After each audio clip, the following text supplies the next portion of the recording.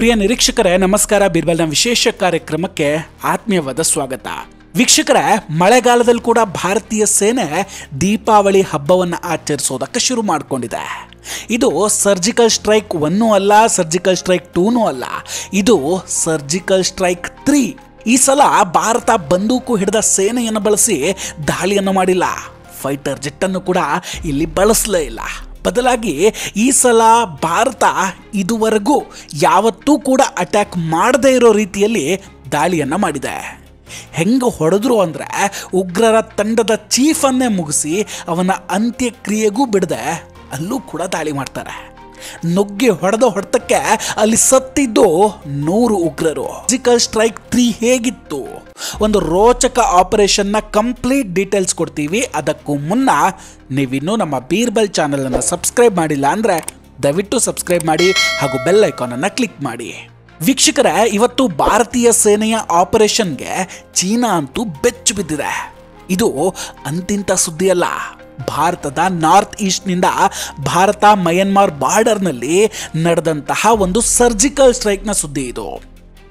ಇಲ್ಲಿ ಏನು ಪ್ರಾಬ್ಲಮ್ ಆಗಿದೆ ಅಂದರೆ ಬಹಳಷ್ಟು ಗ್ರೂಪ್ಗಳಿದೆ.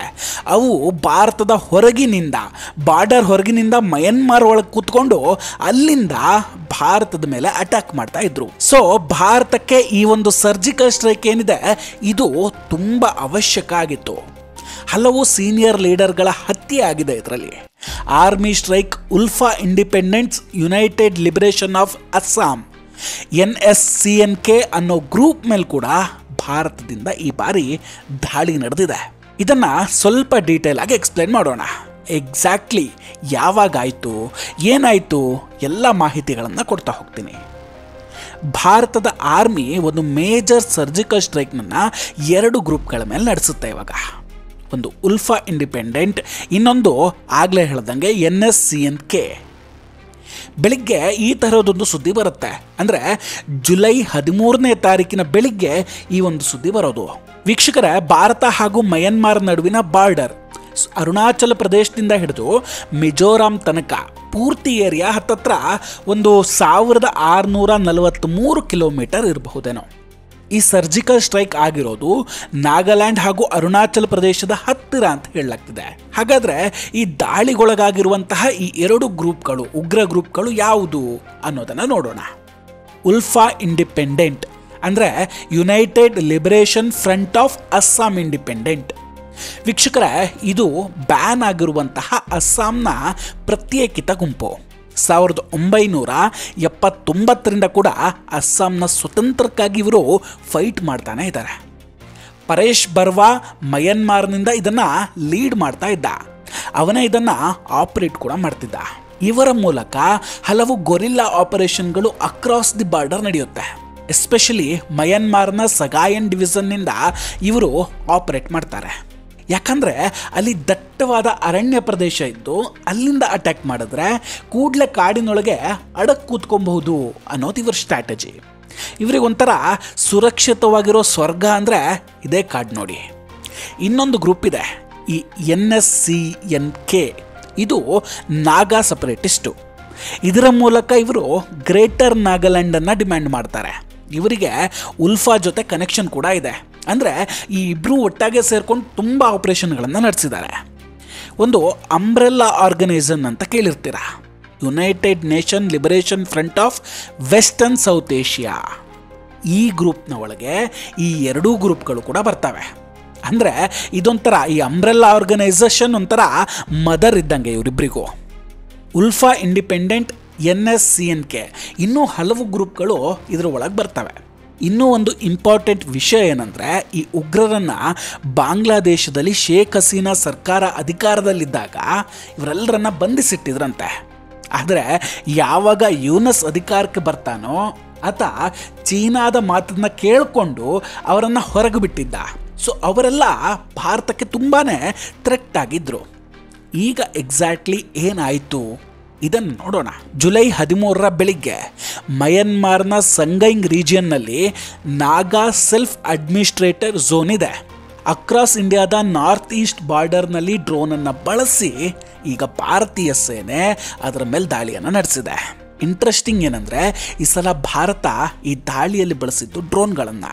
ಸುಮಾರು 300ಕ್ಕೂ ಹೆಚ್ಚು ಡ್ರೋನ್ಗಳನ್ನು ಬಳಸಿ 100ಕ್ಕೂ ಹೆಚ್ಚು ಮಿಲಿಟೆಂಟ್ಗಳನ್ನು ಇಲ್ಲಿ ಉಡೀಸ್ ಮಾಡಲಾಗಿದೆ.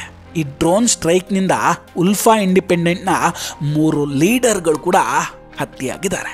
ಅವರ ಹೆಸರು ಹೇಳೋದಾದರೆ, ಒಬ್ಬ Nayan Medhi alias Nayan Asom, deputy commander in chief Ganesh Asom, brigadier Pradeep Asom, colonel. ಈ 3 ಲೀಡರ್ಗಳನ್ನು ಭಾರತ ಹೊಡೆದು ಹಾಕಿದೆ. 13ಕ್ಕೂ ಹೆಚ್ಚು ಉಲ್ಫಾ ಇಂಡಿಪೆಂಡೆಂಟ್ಗಳು ಇದರಲ್ಲಿ ಗಾಯ ಕೂಡ ಆಗಿದ್ದಾರೆ. ನಂತರ ಇನ್ನೊಂದು ಮಜಾ ನೋಡಿ, ಡೆಪ್ಯೂಟಿ ಚೀಫ್ ನಯನ್ ಅಸ್ಸೋಮ್ನ ಅಂತ್ಯಕ್ರಿಯೆಯನ್ನು ಈ ಉಗ್ರರಲ್ಲೂ ಸೇರಿಕೊಂಡು ಮಾಡ್ತಾ ಇರ್ತಾರೆ. ಆದರೆ ಭಾರತ ಅವರ ಬೆನ್ನೂ ಬಿಡದೆ ಅಲ್ಲೂ ಕೂಡ ಫಾಲೋ ಅಪ್ ಮಾಡ್ಕೊಂಡು ಹೋಗಿ ಮಿಸೈಲ್ ಸ್ಟ್ರೈಕನ್ನು ಮಾಡುತ್ತೆ. ಅದರಲ್ಲಿ ಇನ್ನೂ 2 ಸೀನಿಯರ್ ಲೀಡರ್ಗಳ ಹತ್ಯೆ ಮಾಡಲಾಗಿದೆ. ಈ ಎಲ್ಲ ದಾಳಿಯ ಬಳಿಕ ಈ ಉಲ್ಫಾ ಇಂಡಿಪೆಂಡೆಂಟ್ನ ಮೂಲಕ ಒಂದು ಪಬ್ಲಿಕ್ ಸ್ಟೇಟ್ಮೆಂಟ್ ಬರುತ್ತೆ.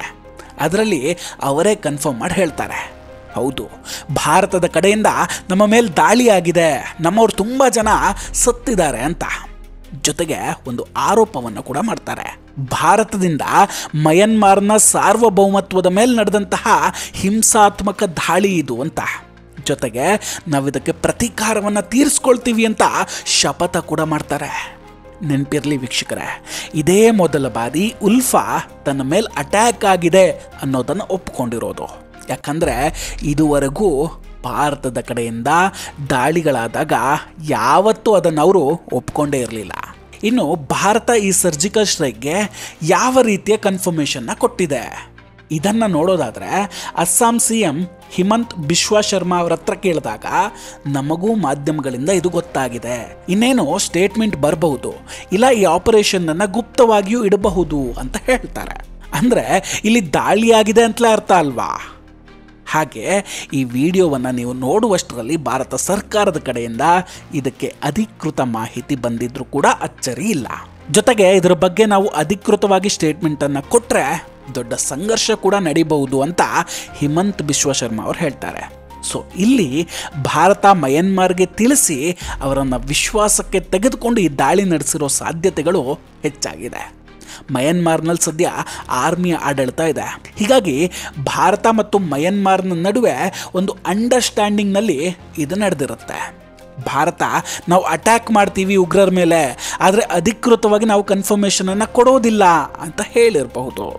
ಯಾಕಂದರೆ ಅದು ಅಫಿಷಿಯಲ್ ಆದರೆ ಮಯನ್ಮಾರ್ ಆರ್ಮಿಗೆ ತುಂಬ ದೊಡ್ಡ ಇನ್ಸಲ್ಟ್ ಕೂಡ ಆಗುತ್ತೆ.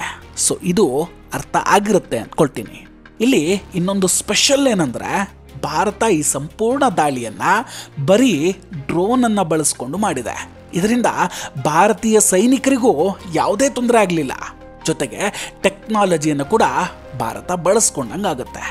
ಈಗ ಭಾರತ ಇದನ್ನು ಕನ್ಫರ್ಮ್ ಮಾಡ್ತು ಅಂದರೆ ಇದುವರೆಗೂ ಭಾರತ ನಡೆಸಿದ ಅತ್ಯಂತ ದೊಡ್ಡ ಡ್ರೋನ್ ಅಟ್ಯಾಕ್ ಇದೇ ಆಗುತ್ತೆ.